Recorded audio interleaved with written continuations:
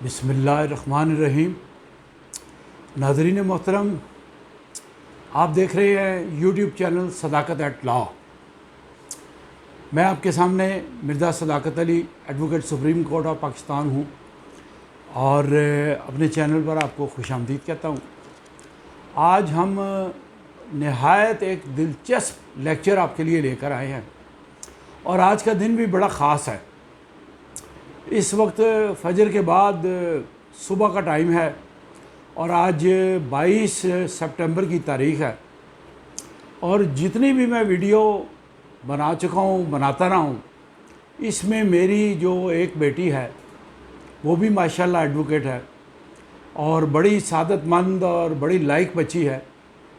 اس نے ہمیشہ میرے ساتھ معاونت کی ہے۔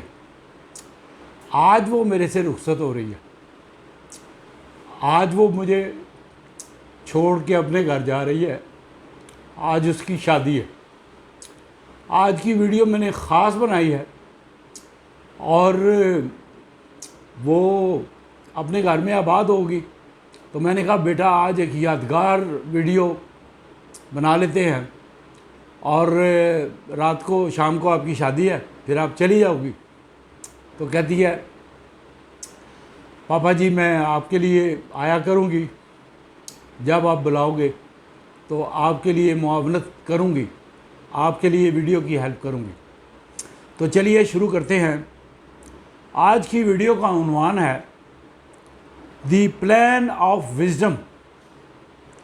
پلان آف وزڈم کا اردو میں ترجمہ کیا جائے تو اس سے یہ بنتا ہے کہ کوئی دانش مندی کا پروگرام۔ اب آپ یہ بظاہر کچھ زیادہ پرکشش نہیں شاید لگا ہوگا آپ کو، یا ممکن ہے ہو، لیکن یہ ویڈیو بڑی خاص ہوگی۔ آپ سنیں گے تو آپ کو مزہ آئے گا۔ ایک بڑے نقطے پر یہ ویڈیو بنائی جا رہی ہے۔ نقطہ یہ ہے کہ ہماری پاکستانی قوم زوال پذیر کیوں ہے، یہ ہے نقطہ۔ اس پر میں آپ کو دلیلوں کے ساتھ اور لاجک کے ساتھ اور ریزننگ کے ساتھ اور قرآنک ریفرنسز کے ساتھ آپ کو میں یہ ساری باتیں بتاؤں گا۔ شرط یہ ہے کہ آپ نے میری ویڈیو پوری دیکھنی ہے، اور آپ کی توجہ درکار ہے، توجہ سے سننی ہے ساری باتیں۔ تو چلیے شروع کرتے ہیں۔ میری ویڈیو آگے بھی شیئر کیجئے، لائک کا بٹن پریس کیجئے، اور آپ بھی خیر کے کام میں شامل ہو جائیے۔ آپ کو شروع میں صرف 2 دلیلیں دوں گا۔ ایک دلیل یہ ہے، یہ آپ کو سمجھنے میں آسانی ہوگی دلیلوں کی وجہ سے۔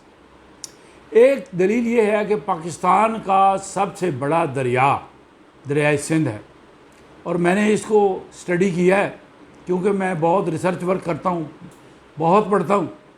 یہ شروع ہوتا ہے کو ہمالیہ کے پہاڑی سلسلے سے، اور بڑا لمبا پہاڑوں کا اور دشوار گزار گھاٹیوں کا سفر طے کرتے ہوئے، مختلف شہروں سے چکر لگاتے ہوئے، یہ پھر تھٹا کے پاس عربین سی میں، بحر عرب میں جا کے گرتا ہے، بڑا لمبا سفر طے کرتا ہے۔ اس کو کہتے ہیں نیچرل روٹ آف ریور، یعنی اس کا ایک پلان ہے دریا کا، وہ ایسے بل کھاتا ہوا مختلف شہروں سے ہوتا ہوا قدرتی طور پر، ہمیں معلوم نہیں کب سے یہ دنیا وجود میں آئی ہے، سینکڑوں اربوں سال سے دنیا وجود میں آئی ہے، کوئی آج تک بتا نہیں سکا دریائے سندھ کب سے رواں دواں ہے۔ لیکن آپ کو یہ بتانا ہے اس کا ایک روٹ ہے، اس کا ایک پلان ہے، اس پلان کے تحت یہ بہہ رہا ہے، چل رہا ہے۔ راستے میں بڑی کھیتوں کو سیراب کرتا ہے، بڑے ڈیم بھی بنے ہوئے ہیں اس کے اوپر، بڑی نہریں ہیں اس کے ساتھ منسلک، تو یہ بڑے کام کر کے یہ آگے دریائے سندھ میں گرتا ہے۔ آپ یہ سوچ رہے ہوں گے کہ یہ پلان آف وزڈم میں یہ دریائے سندھ کا ذکر کیا ہے؟ یہ میری دلیل ہے، آپ نے غور کرنا ہے، سمجھنا ہے، ذہن میں رکھنا ہے، یاد رکھنا ہے۔ یہ جو پلین آف ریور ہے، یہ اس کا ایک نقشہ ہے، آپ دیکھ لیجئے گا دریاؤں کے نقشوں میں، یہ آپ کو ایک اس کا روٹ اور ایک نقشہ ملے گا۔ آگے چلتے ہیں۔ دوسری دلیل یہ ہے، صرف 2 ہی دلیلیں دوں گا۔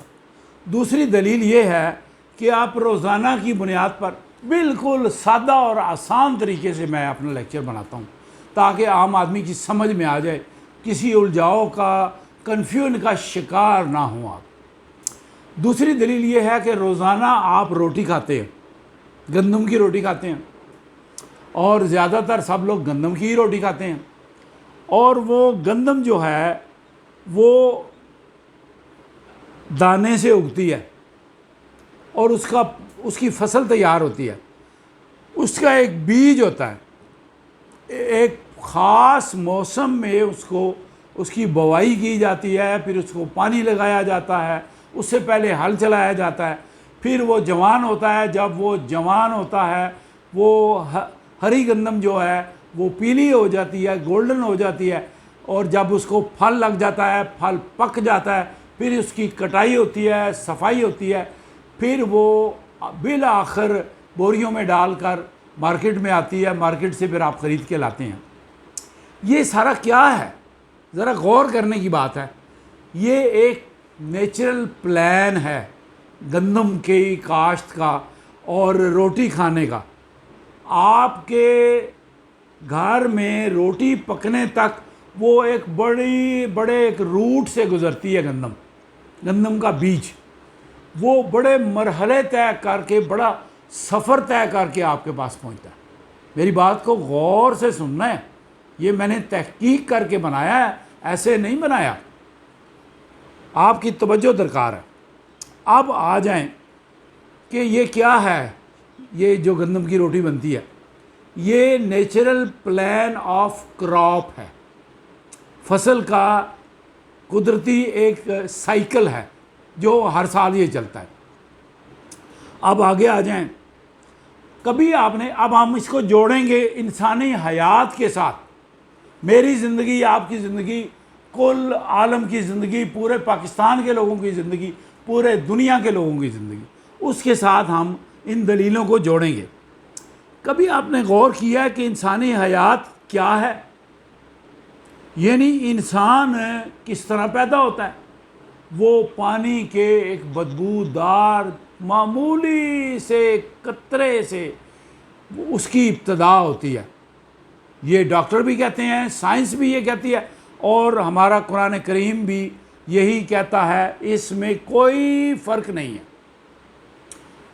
وہ کس طرح ماں کے پیٹ میں بچہ پلتا ہے، کس طرح اس کو خوراک ملتی ہے، کس طرح ماں کے پیٹ میں ہی بچے کے اوپر اس کی ہڈیاں بنائی جاتی ہیں، اس کے اوپر گوشت چڑھایا جاتا ہے، پھر وہ ماں کے پیٹ کے اندر اس میں جان پڑ جاتی ہے، وہ سانس بھی لیتا ہے ماں کے پیٹ کے اندر، 9 ماہ رہنے تک وہ حرکت بھی کرتا ہے، پھر وہ اپنی میعاد، اپنا مقررہ وقت 9 مہینے کا مکمل کر کے دنیا میں آتا ہے۔ اس ساری بات کا ذکر قرآن کریم میں بھی ہے، اور سائنس کی اور اس کی میڈیکل کی بکس میں بھی ہے، اس سے کسی کو اختلاف نہیں ہے۔ اب میں آپ کو جو نقطہ بیان کرنا چاہتا ہوں، جس پر میں نے بڑی ریسرچ کی ہے، آج فجر سے بھی پہلے میں اٹھا ہوں اور میں نے اپنے نوٹس بنائے ہیں، اسٹڈی کی ہے، پھر یہ میرا لیکچر آج کا تیار ہوا ہے۔ تو آپ کو بتانا یہ تھا کہ یہ اتنا بڑا سائیکل، ایک روٹ، ایک پلان مکمل کر کے انسان دنیا میں آتا ہے، اور دنیا میں آنے کے بعد وہ پھر مختلف مرحلے طے کرتا ہے۔ بچہ ہوتا ہے، اس کے ساتھ جڑا ہوا ہوتا ہے اس کی ماں کا دودھ، اس کی ماں کا پیار، اس کے باپ کا پیار، باپ کی کمائی جڑی ہوتی ہے، ماں کا دودھ جڑا ہوتا ہے، پھر اس کی تعلیم و تربیت ہوتی ہے، پھر وہ بڑے مرحلے طے کر کے عملی زندگی میں قدم رکھتا ہے۔ اب غور کرنے کی بات ہے، بڑی توجہ طلب بات ہے، آپ کی توجہ بڑی ضروری ہے۔ غور فرمائیے کہ یہ کیسے ممکن ہے جس خدا نے، جس رب نے ایک نیچرل پلان کے تحت ہر انسان کو پیدا کیا، خواہ وہ مسلمان ہے، سکھ ہے، ہندو ہے، عیسائی ہے، یہودی ہے، پارسی ہے، بدھسٹ ہے، ایتھیسٹ ہے، نان بلیور ہے، کچھ بھی ہے، اس کا زندگی کا، اس کے پیدائش کا پلان ایک ہے، سملر ہے، کوئی جداگانہ پلان نہیں ہے، اس پر سب اتفاق کرتے ہیں۔ اور اس کی موت کا پلان بھی یہ، اس پر بھی سب نسلیں، ساری قومیں، سارے مذاہب اتفاق کرتے ہیں۔ یہ آپ کو بات سمجھ آ گئی ہوگی۔ اب میرا سوال یہ ہے کہ جس خدا نے، جس ہستی نے، جس رب کائنات نے انسان کو ایک بڑے سسٹم کے تحت پیدا کیا، آپ کیسے سوچ سکتے ہیں، کیسے ممکن ہے کہ اس نے انسان کی زندگی کا کوئی پلان نہ رکھا ہو؟ بات سمجھ آئی آپ کو؟ یعنی دنیا میں آنے کے بعد جب انسان پیدا ہوتا ہے، اس کی پیدائش کا پلان ہے، اس کے باپ کا پلان تھا، اس کے دادا کا پلان تھا، اس کا پلان کیوں کرنا ہو؟ یہ سوچنے کی بات ہے، نقطے کی بات یہ ہے۔ میرا آج کا پروگرام یہ ہے۔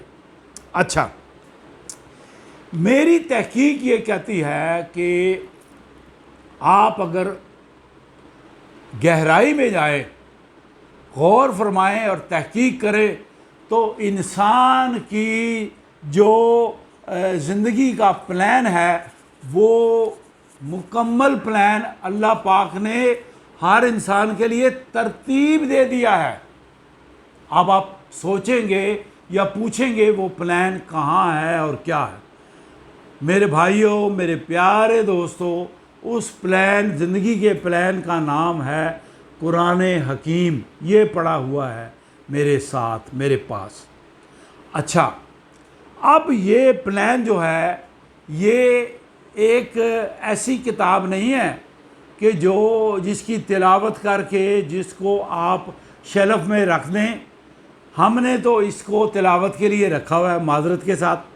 ہم نے اس کو ختم درود کے لیے رکھا ہوا ہے، ہم نے اس کو ماتم داری کے تقریبات کے لیے رکھا ہوا ہے۔ کل ہو گیا، جمعراتیں ہو گئیں، 40واں ہو گیا، ختم پڑھایا اور بس پھر اس کو سنبھال کے رکھ دیا۔ ایسا ہرگز نہیں ہے۔ یہ ان کاموں کے لیے صرف نہیں آیا۔ تلاوت اچھی بات ہے، ثواب کی بات ہے، میں تلاوت کے خلاف نہیں، منع نہیں کرتا۔ اصل بات کرنی چاہیے۔ اصل بات یہ ہے کہ قرآن کا دیا ہوا جو پیغام ہے، یہ ڈیوائن پروگرام ہے، آفاقی پلان ہے اللہ کا، اور یہ ایک نہایت دانشمندی پر مبنی ہے جو انسان کی پوری انسانی حیات کا مجموعہ ہے۔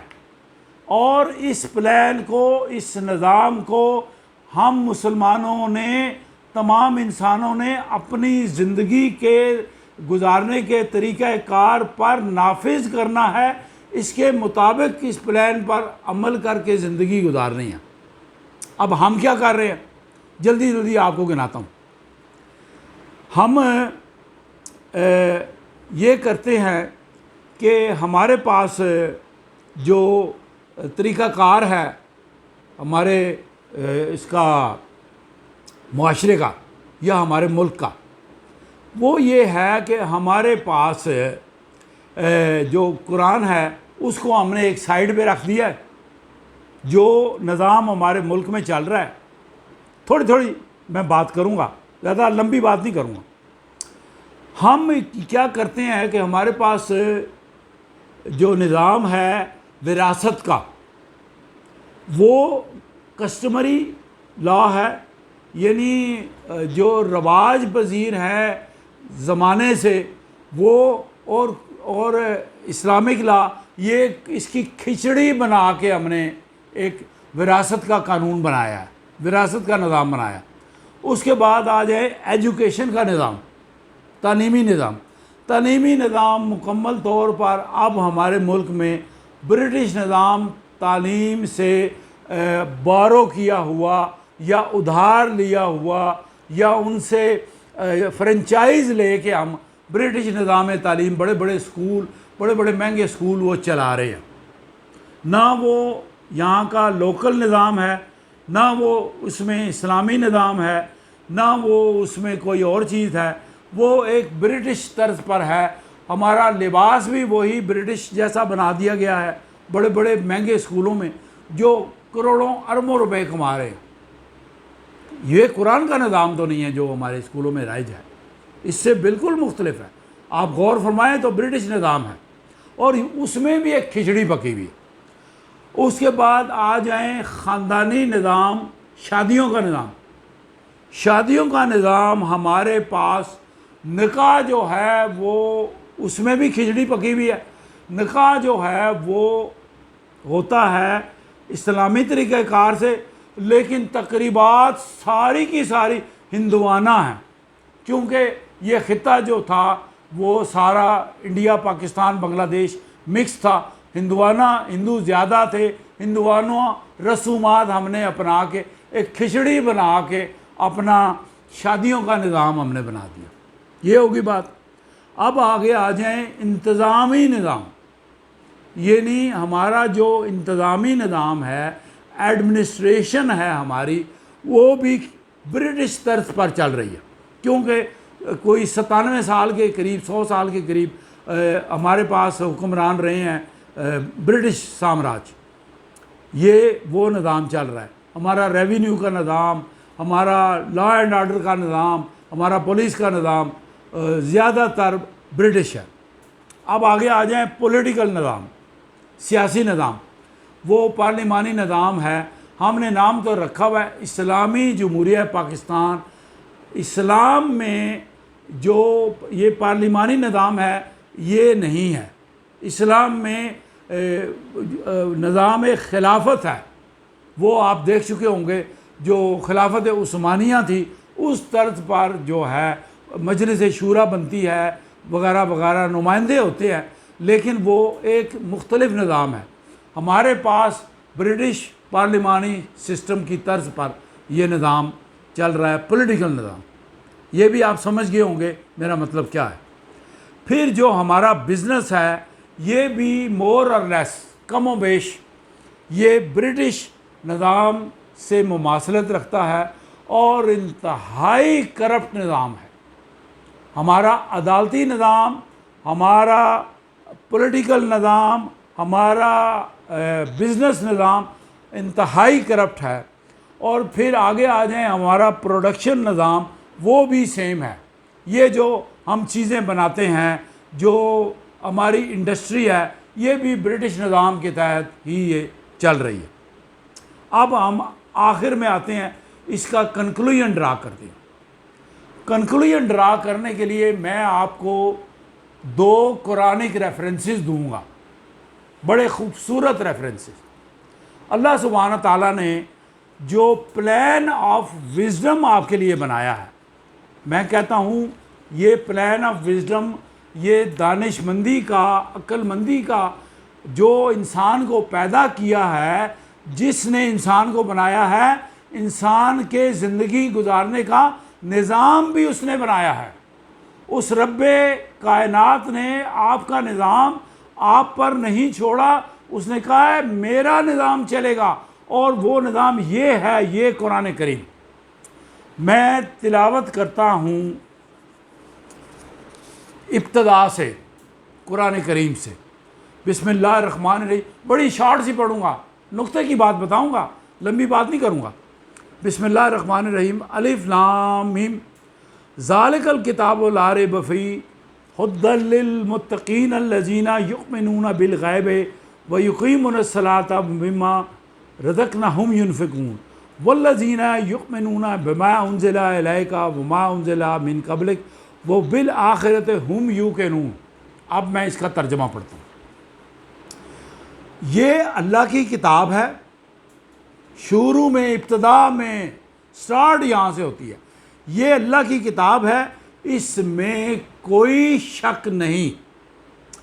ہدایت ہے ان پرہیزگار لوگوں کے لیے جو غیب پر ایمان لاتے ہیں. غیب پر ایمان لاتے ہیں اللہ کو بن دیکھے ہوئے مانتے ہیں، نماز قائم کرتے ہیں، جو رزق ہم نے ان کو دیا ہے اس میں سے خرچ کرتے ہیں، یعنی غریب و غربا کی، مساکین کی، بیواؤں کی، یتیموں کی مدد کرتے ہیں، ضرورت مند اور حاجت مند لوگوں کی مدد کرتے ہیں۔ آگے سنیے، جو کتاب تم پر نازل کی گئی ہے یعنی قرآن، اور جو کتابیں تم سے پہلے نازل کی گئی تھیں، ان سب پر ایمان لاتے ہیں۔ ایمان لانے کا مطلب یہ نہیں ہے کہ کتاب کو مان لیا اللہ کی کتاب ہے، ایمان لانے کا مطلب ہے اس پر عمل بھی کرنا ہے۔ آگے فرمایا اور آخرت پر یقین رکھتے ہیں۔ آخرت کیا ہے؟ یوم حساب، یوم قیامہ، اور آخرت پر یقین رکھتے ہیں۔ ایسے لوگ اپنے رب کی طرف سے راہ راست پر ہے اور وہی فلاح پانے والے ہیں۔ فلاح پانے والے ہیں وہ کامیاب لوگ ہیں جو اس قرآن کریم پر اپنی زندگی گزارتے ہیں۔ اب میں آپ کے سامنے سارا قرآن تو چھوٹے سے اس ویڈیو میں نہیں پڑھ سکتا، میں نے تو آپ کو کرکس بتانا ہے، لب لباب بتانا ہے کہ آپ نے قرآنی نظام پر عمل کرنا ہے۔ یہ مت سمجھیے گا کہ میں کوئی فنڈامنٹلسٹ ہوں یا میں کوئی ایسی بات کر رہا ہوں، میں حقیقت کی بات کر رہا ہوں، اور حقیقت کی بات یہ ہے کہ ہم مسلمان ہیں، ہم نے زندگی قرآن کی طرز پر گزارنی ہے۔ آگے چلیے، آگے سنیے اللہ سبحانہ تعالیٰ آگے کیا فرما رہے ہیں۔ ہم نے کیا کیا؟ یہ 30ویں پارے کی آیت مبارکہ ہے، سورہ التکاثر۔ بسم اللہ الرحمن الرحیم۔ الہاکم التکاثر حتی زرتم المقابر کلا سوف تعلمون ثم کلا سوف تعلمون کلا لو تعلمون علم الیقین لترون الجحیم ثم لترونها عین الیقین ثم لتسألن یومئذ عن النعیم۔ اب میں اس خوبصورت آیہ مبارکہ کی ترجمہ پڑھتا ہوں۔ تم لوگوں کو زیادہ سے زیادہ اور ایک دوسرے سے بڑھ کر دنیا حاصل کرنے کی دھن نے غفلت میں ڈال رکھا ہے۔ اللہ کو علم ہے کہ میرے مسلمان جو قرآن پر ایمان بھی لے آئے ہیں وہ غفلت میں پڑے ہوئے ہیں، غفلت میں ڈال رکھا ہے، یہاں تک کہ اس فکر میں تم لبے گور تک پہنچ جاتے ہو، یعنی تم قبروں میں چلے جاتے ہو۔ اتنی غفلت، ساری زندگی غفلت میں گزار دی اور قبر میں پہنچ گئے، غفلت نہیں گئی۔ آگے سنیے، ہرگز نہیں، عنقریب تم کو معلوم ہو جائے گا، پھر سن لو کہ ہرگز نہیں، عنقریب تم کو معلوم ہو جائے گا۔ یہ 2 دفعہ دہرائی گئی یہ بات، ہرگز نہیں، اگر تم یقین علم کی حیثیت سے اس روش کے انجام کو جانتے ہوتے تو تمہارا یہ طرز عمل نہ ہوتا۔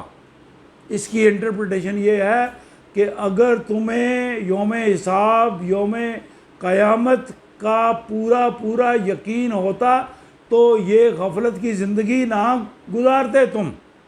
آگے سنیے، تم دوزخ دیکھ کر رہو گے، پھر سن لو کہ تم بالکل یقین کے ساتھ اسے دیکھ لو گے، اسے دوزخ کو دیکھ لو گے، پھر ضرور اس روز تم سے ان نعمتوں کے بارے میں جواب طلبی کی جائے گی۔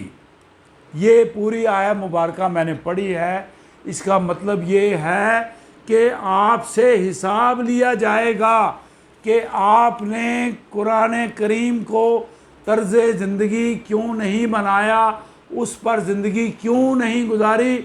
اور اللہ سبحانہ تعالیٰ فرماتے ہیں میں نے تمہیں آرڈر کیا تھا، ڈکٹیشن دی تھی، تمہیں قرآن کے ذریعے حکم جاری کیا تھا، وَاعْتَصِمُوا بِحَبْلِ اللَّهِ جَمِيعًا وَلَا تَفَرَّقُوا، کہ اللہ کی رسی کو مضبوطی سے پکڑے رکھو، یہ سچ مچ کی رسی نہیں ہے. رسی کا مطلب ہے اللہ کی ذات سے وابستہ رہو، اللہ کے پیغام سے وابستہ رہو، اللہ کے قرآن سے رشتہ ناتا جوڑے رکھو، اس پر زندگی گزارو، اس پر عمل کرو. جیسا کہ قرآن میں پیدائش سے لے کے مرنے تک ہر چیز کی ہدایت موجود ہے، اس پر عمل کریں گے تو ہماری نجات ہوگی، ورنہ ہماری پاکستانی قوم مکمل زوال پذیر ہے. اس اندھے کنویں سے آپ کو کوئی نہیں نکال سکتا تا وقت کہ آپ اللہ کا نظام نافذ نہیں کرتے، اللہ کی دی ہوئی ہدایات پر عمل نہیں کرتے. آپ کو اپنی زندگی قرآن کریم کی مکمل ہدایت کے مطابق گزارنی ہے. یہ نہیں ہے کہ آپ نقلی دودھ بیچیں، جعلی دوائیاں بیچیں، جعلی ڈاکٹر ہوں، جعلی پائلٹ ہوں، جعلی وکیل ہوں، اور جعلی استاد ہوں جعلی ڈگریاں لے کر، اور پھر آپ مسلمان بھی کہلائیں. یہ بہت بڑی منافقت ہے. جعلی سیاستدان ہوں، آپ نے دیکھا ہوگا بڑے سیاستدانوں کی ڈگریاں جو ہیں وہ جعلی نکلی ہیں. تو ہمارا تمام نظام جو ہے وہ جعلی کاموں پر چل رہا ہے. سب لوگ ایسے نہیں ہیں، لیکن بیشتر لوگ ایسے ہیں. ہمیں ایک نمبر قوم بننے کے لیے کیا کرنا ہوگا؟ یہ قرآن حکیم جو میرے خداوند کریم نے نازل فرمایا ہے، اس پر زندگی گزارنی ہوگی، اس کے اصولوں کے مطابق عمل کرنا ہوگا. آج کے لیے اتنا ہی. اللہ آپ کو اور ہمیں قرآن کے احکامات پر صریحاً عمل کرنے کی توفیق عطا فرمائے. آپ سے اجازت لیتے ہیں. السلام علیکم.